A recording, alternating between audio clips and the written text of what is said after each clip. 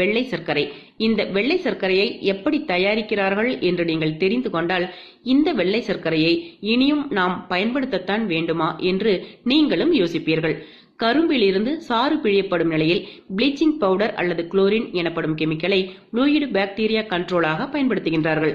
பிழிந்த சாறு 60 சென்டிகிரேட் முதல் 70 centigrade phosphoric acid லிட்டருக்கு 200 மில்லி வீதம் கலந்து சூடுபடுத்தப்படுகின்றது. இந்த இடத்தில் இந்த ஆசிட் அழுக்கு நீக்கியாக பயன்படுத்தப்படுகின்றது. சுண்ணாம்பை 0.2% என்ற அளவில் சேர்த்து சல்பர் டை ஆக்சைடு வாயு செலுத்துகிறார்கள். 102 சென்டிகிரேட் கொதிகலனில் சூடுபடுத்தி நல்ல விட்டமின்களையெல்லாம் இழந்து செயற்கை சுண்ணாம்பு சத்து அளவுக்கு அதிகமாக சேர்ந்து விடுகிறது.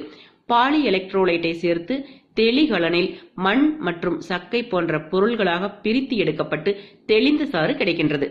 சுடுகலனில் காஸ்டிக் சோடா மற்றும் வாஷிங் சோடா சேர்த்து அடர்த்தி மிகுந்த ஜூஸ் தயாரிக்கப்படுகின்றது. மறுபடியும் சல்பர் டை ஆக்சைடும் சோடியம் ஹைட்ரோசல்பேட்டும் சேர்க்க படிக நிலைக்கு சீனியாக வருகின்றது. சல்பர் டை ஆக்சைடு நஞ்சு சீனியில் கலந்து விடுகின்றது.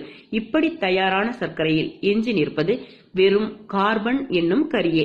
இதை சாப்பிடுவதால் தான் இதய நோய்கள் மற்றும் சர்க்கரை நோய் வருகின்றது. இதற்கு பதிலாக வெல்லம், கருப்பட்டி, நாட்டு சர்க்கரை போன்றவற்றை எவ்வளவு வேண்டுமானாலும் சாப்பிடுங்கள். இதனால் உங்களுக்கு இரத்த அழுத்தமோ இதய நோயோ மற்றும் சர்க்கரை வியாதியோ வராது. இதய துடிப்பின் போது தசைகள் சுருங்கி விரிய நார்ச்சத்து மிக முக்கியமானது.